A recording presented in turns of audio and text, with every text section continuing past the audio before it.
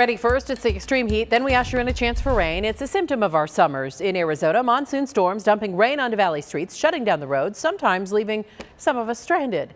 In an Operation Safe Roads report, ABC 15's John Genovese checks in with city engineers to see what it takes out there to keep drivers safe. Well, it's equal parts road design and driver awareness. Streets across the valley are being built to handle severe storms, but as we've seen time and time again, there are still dangerous problem spots. Dangerous and potentially deadly conditions. We see it every year. Roads flowing like rivers, rescuers pulling drivers out through the window. You have that intense rain just dump and it rushes down the street. When these fierce storms strike in Glendale, Jamie Chapin's work is put to the test. It's like a big puzzle.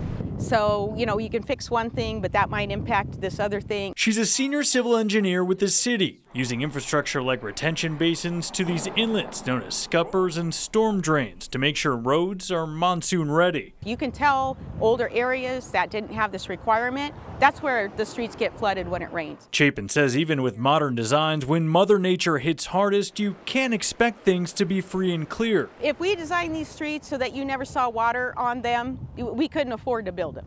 So again, it comes back to weighing the safety and the cost.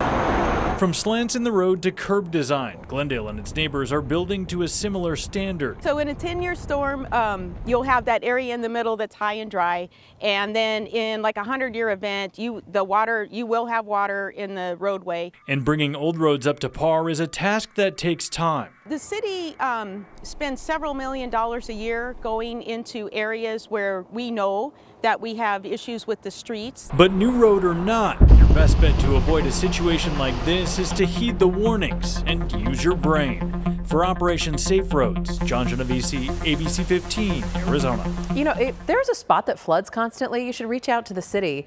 They say that engineers are sometimes unaware that there's even a problem out there until you bring it to their attention.